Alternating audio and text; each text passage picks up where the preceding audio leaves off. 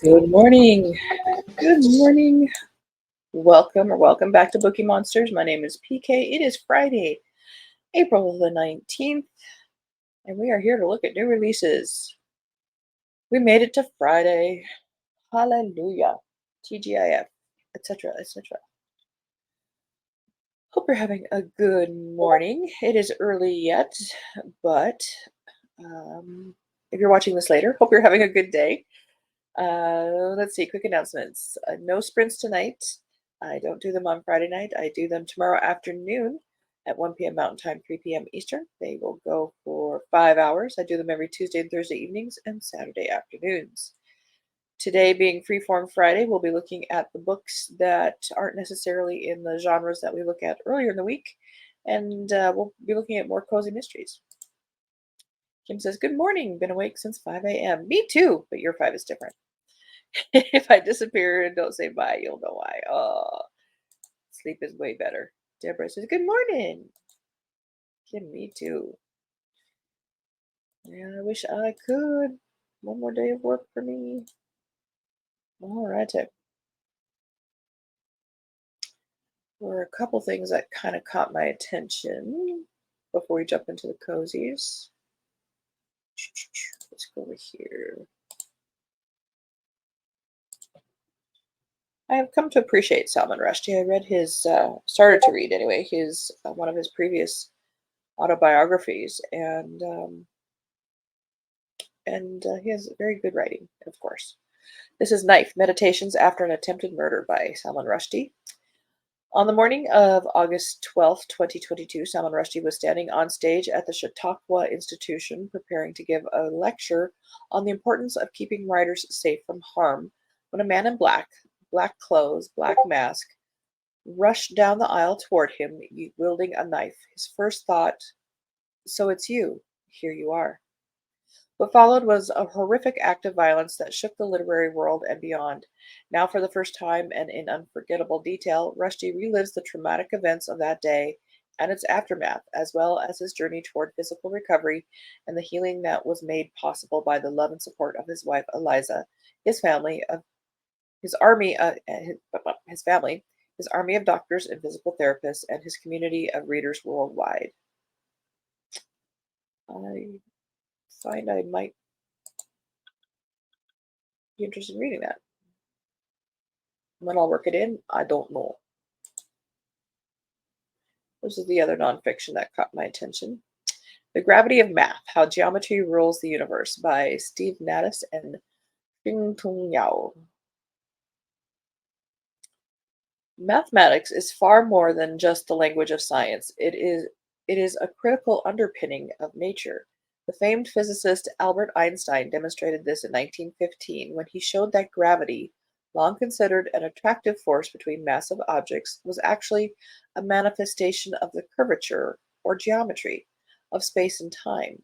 But in making this towering intellectual leap, Einstein needed the help of several mathematicians, including Marcel Grossmann, who introduced him to the geometrical framework upon which his theory rests. In this book, they consider how math can drive and sometimes even anticipate discoveries in physics. Examining phenomena like black holes, gravitational waves, and the Big Bang, the authors ask, why do mathematical statements derived solely from logic provide the best descriptions of our physical world? I think that sounds very cool.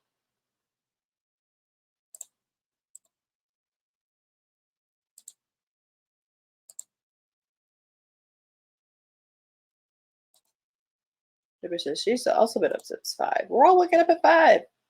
Mary says, hi, you all. Happy Friday. Getting ready for my 2-day show tomorrow. Behind as usual. That's right. You have a show. Sending good monetary, people want to buy jewelry vibes. Kim, at least I'm retired, so I don't have to be anywhere. True. I do. Geometry, my nemesis. I found I was always in honors math in school. I didn't discover until, gosh, was it even after college, that I'm numerically dyslexic. I tend to switch numbers, and I'm very careful with them now, being aware of that issue, but that was probably something that was going on while I was in school. I find it fascinating. I want to like it. I like the history of math. It fascinates me how people discover these things. I once had a friend in college who was a math major, and she said I knew her in high school and through the honors math stuff, but she went on to get I believe it was a degree in mathematics, and I remember her saying that in calculus it all made sense. The world all made sense when she was taking mathematics, which was like, wow, I want to have your brain. Grandma Susan says, "Good morning, all. Good morning. Welcome. Hope you're having a good day." Kim, is my favorite. I will buy math books. Oh, very cool. Yep. I want to like it. So that's why books like that intrigue me. All right, back to fiction. Welcome Home, Carolyn Klein, a debut novel. And Kim, you might be interested in why I'm interested in this one. Carolyn Klein isn't ready to strike out. In New York City, newly single Carolyn is stumbling her way through the recent implosion of her life. After a surprise breakup leaves her with no job, no apartment, and no backup plan, she's unsure of what to do next. That is until Carolyn's father, Leo, injures himself in a bad fall and asks her to move home to the Jersey Shore suburb she's always been desperate to escape. But Leo doesn't want his daughter to be his caretaker. He needs her to replace him as third baseman in his local men's softball league. This isn't just any season, Leo claims. This is the year they have a real shot at the World Series, the pride and joy of Glenbrook, New Jersey. Carolyn agrees to move home, concerned that Leo is hiding a more serious health condition than he's willing to admit. As the first female player in a league full of old school men, she's up against more than a few challenges. And when a night goes wrong, lands her in the path of her hometown crush and first love. Carolyn struggles to reconcile the life she thought she'd have with the life she might actually want. That intrigued me because of the baseball angle, and we missed it on Romance Day. There weren't that many. How could we miss it? Finders Keepers Library. Of course, this one intrigued me because there's a book angle here. Nice cover. I want to know what books those are. All Bookeemonsters do. Second Chance Love Story about hope and healing. Again, where was this on Wednesday? For a gardener blessed with a green thumb, Savannah Collins's life sure seems like it's all thorns, zero roses. She has no job, no relationship, and no place to live. She should get together with the girl from the other book. With nothing but a car full of plants and her new rescue kitten, Savannah heads to Bloom, North Carolina to spend the summer with her beloved Aunt Eleanor, a retired librarian. Her aunt shares her love of literature with the Finders Keepers Library located in her beautiful garden, where anyone can stop by to pick a book or leave a book. We know that concept. When a sudden summer storm destroys the library and many of the roses, it will take a village to get everything ready for the garden wedding that is planned there in just 3 weeks. As the entire town joins in to make the necessary repairs, Savannah bonds with their neighbor Evan Sanders over the books that Eleanor has handpicked for each of them, helping them both find healing and self discovery. Savannah only intends to stay through the summer, but when an unexpected job offer, a sudden health crisis, and a wayward preteen push her future in new directions, she has to wonder whether this is the place she is meant to be and the family she's meant to be with.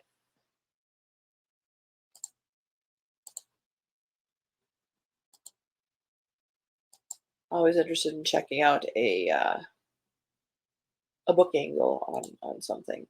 Mary says, I was able to really prove only theorem in class. It was like a symphony, so beautiful. Couldn't master more though. Aha.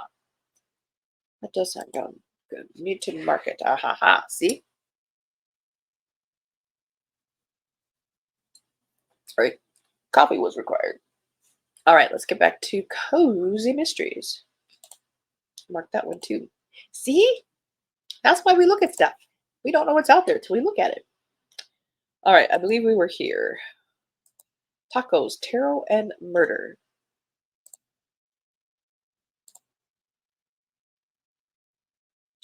Wow, 318 pages these days. That's like a miracle. Oh, April 4th, though. Uh,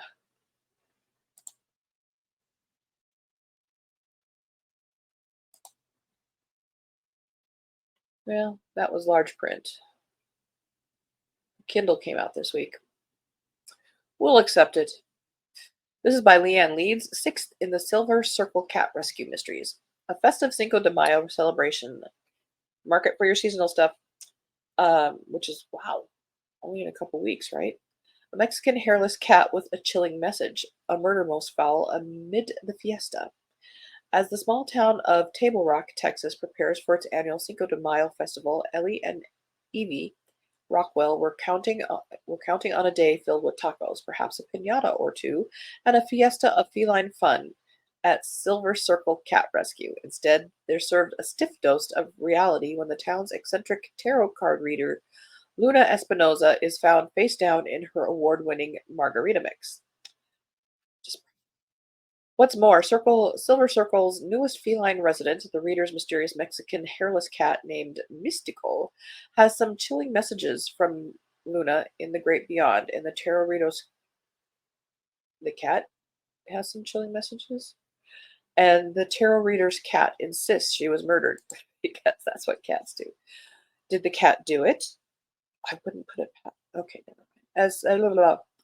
As Cinco de Mayo turns from a celebration into a murder investigation, Ellie and Evie must use their unique ability to communicate with the cats of Silver Circle to unravel the mystery. Can you imagine?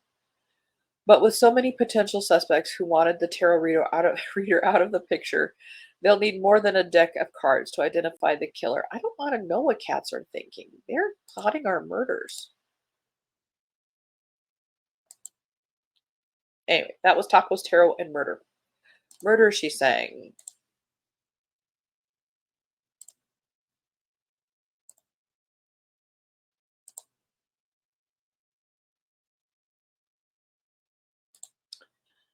Grandma Susan, the Finders Keepers library was awesome.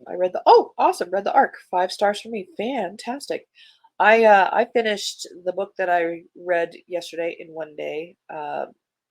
Sylvia's Second Act by the last name is Yablon. I gave it 5 stars because it was just an absolutely enjoyable read. I really enjoyed it. Sometimes I give stars not necessarily because it's the best book ever written, but my enjoyment level. I read it in one day. Tipped the 4 star to a 5 star. Mary says, when I retired as the library director, the city put a little library in front of City Hall in your honor. Wow, that's fantastic. Kim, I will never get through the books I marked on Libby.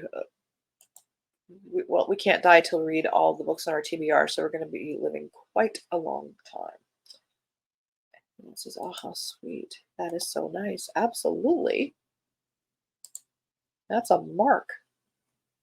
Murder She Sang. I'm not going to read that whole description. This is a Gemma Becker cruise ship cozy mystery book #1 by Hazel Smith. A murdered opera singer, a cruise ship full of secrets, and a retired housekeeper dragged into the mess. Hoping for a peaceful retirement after years of dedicated service, 60-something Gemma Becker embarks on her first cruise. Too bad no one told her murder was on its itinerary. When a despicable diva is found dead in her cabin, Gemma reluctantly teams up with the last person she ever expected to make friends with, Viv, a retired showgirl with enough charm and sass to fill the ocean. With her furry first mate Buddy helping sniff out the clues, the unlikely duo set a course for justice, with gourmet dishes, hilarious antics, and bonding moments along the way.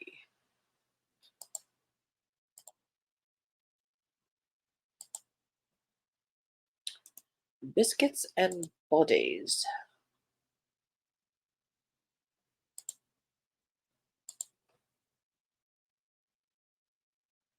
This is by Erica J. Welton. The Alphabet Soup Mysteries, book #2. Jess has some time off. So, for the first time in a while, she's going on a date. It's a blind date set up by her general manager, Noah. However, after waiting for 2 hours, Jessica is devastated to think she's been stood up. Girl, after half an hour, you're done. I would be done. He seemed so nice via text. As she's leaving the restaurant they were meeting at, she sees she stayed at the restaurant for 2 hours. She sees police have blocked off the street 2 blocks down. That's when she learns the truth about her date. He was murdered. Get excused at least. For her peace of mind, and at the begging of Noah, she begins investigating his death. Why? Let the police do it. And things get strange and too close to home. Sorry, lots of commentary there, but why? Why do they do it? Is it control? Is it a control issue? I think it's a control issue. I hope it's a control issue and not, nosy. Hexes and hairballs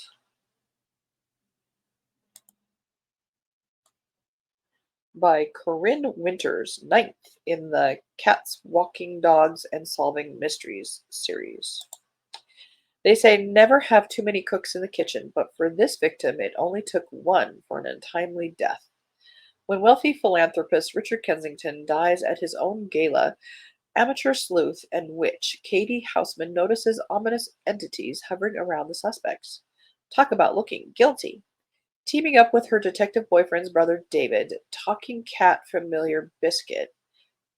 Why did magical mentor Zora? Katie digs into the secrets surrounding Kensington's suspicious death, but the more clues they uncover, the more Katie realizes dark forces are converging around her. Aided by her talking animal friends, Katie races to stop a cunning killer before they strike again. But will she be able to stop them in time? Or is Katie walking right into a trap? I don't know. I don't like talking animal books. What do you guys think?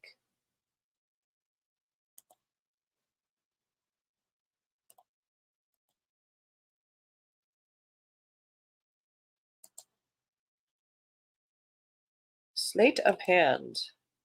That is very pretty. Looks historical, is it?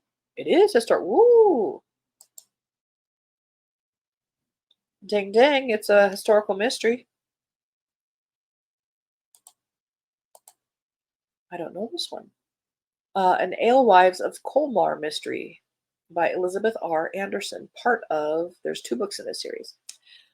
In the spring of 1354, all was well in the town of Colmar until Effie Clement discovers a hand in her pot of new a hand that was not attached to a body and just that was not on the recipe. Now Grida, Apple, and Effie, the 3 alewives of Colmar, must solve the mystery of the severed hand before suspicion falls on them, while they attempt to keep their fledgling brewery afloat. More bodies turn up outside of town, along with more suspects. With few allies and several powerful men working against them, the alewives find themselves flummoxed. How did the hand of a man from Vogelgrun end up in a cooking pot in Colmar? Why were none of the victims local? And would this most inconvenient ingredient get in the way of Effie's plans to find herself a new husband? That sounds cute. So what's the first one?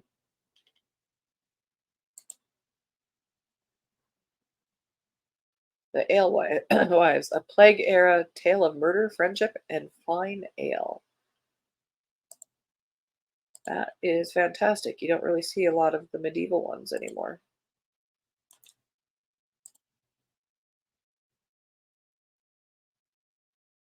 Which reminds me, I need to get back to those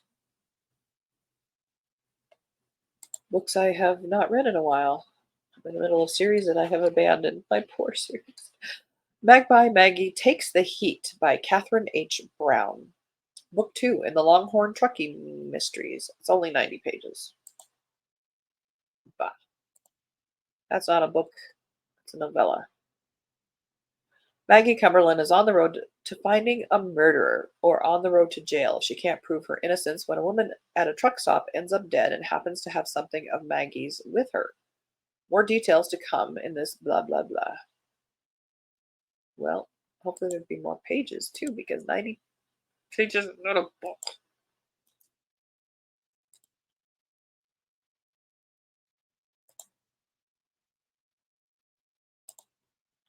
Murder in the Rough, Headrock Harbor Mystery number 2 by Chase Connor.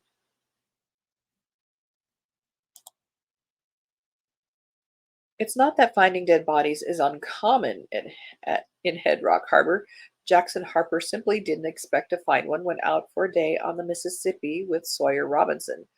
While out looking for illegal trot lines, Jackson and Lawyer find the body of a man by a campsite, dead from an apparent shotgun blast to the chest. After a brief investigation and the arrest of a notorious Head Rock Harbor resident, Chief Bucksworth is happy to close the investigation. However, Detective Jeremy Morrison isn't so sure that his boss has the town's best interests at heart. As always, Jackson is suspicious of any crime in Head Rock Harbor and can't keep his nose out of police business. He has no solid evidence, but something simply doesn't feel right about the crime scene. He busies himself taking casseroles to the mourning family, questioning witnesses, or even fighting the police chief when the wrong suspect is arrested. The bell is about to ring. Do we have time for one more? Death comes to St. Ives.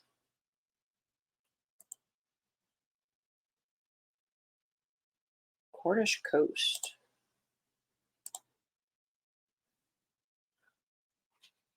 Welcome to the Edge of the World Detective Agency. Here we go again. Amateur sleuth Donna Nightshade should really be used to being accused of murder by now. After all, she's found herself the prime suspect of nearly every case she's investigated in the past year. But when St. Ives sees not one, not two, but three suspicious deaths in quick succession, and Donna finds herself in the wrong place at the wrong time for each one, she's forced to defend her good name once again. Yet when she's faced with unfinished business in the form of D.S. Joe Ennis, assigned to stick to her side and oversee her investigation, she realizes there are some interesting benefits to having a murderous reputation. We'll do this last one because the cover was interesting.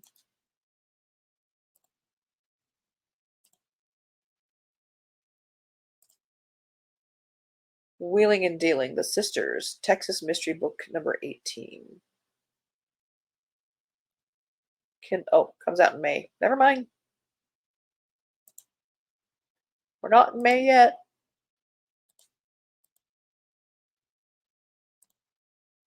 It's coming though. No, not a commercial. Oh,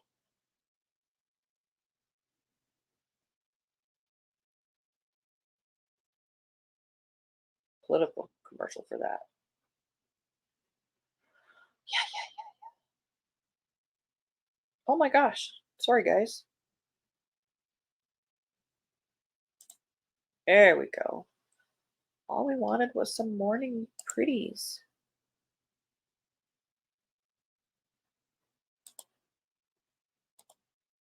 What website is that? The one I that one is uh cozymystery.com.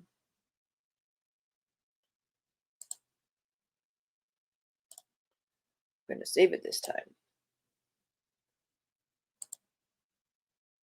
Yeah, cozymystery.com. All right. Well, that's all the time we have today. You're welcome.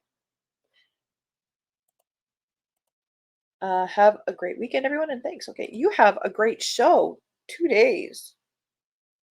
You will be blessed with many people to talk to who are nice and are interested in buying things. Thank you very much, guys, for stopping by, and thank you very much for watching it later. If you're watching it later, hope you have a very good Friday. No sprints tonight. I don't do them on Friday night, but we will have sprints tomorrow afternoon at 1 p.m. Mountain Time, 3 p.m. Eastern. They'll go for 5 hours. Next week, we'll be looking at the new releases for next week. Again, genre at a time. On Mondays, it's Cozy Mysteries because there's always a lot of them. If I don't see you, have a very good weekend, but I do hope I see you tomorrow. Be sure to hit the like button, hit subscribe, hit the notification bell, tell your friends because we want to grow. This is good news in the morning instead of bad news. This is the good news stuff. So everybody wants to know what new releases are out there. Way more fun to listen to. All right, guys. Again, thank you very much. Have a very good day. And as the banner says here, don't be a bookworm, be a bookie monster. Nom nom nom. Have a good day and God bless.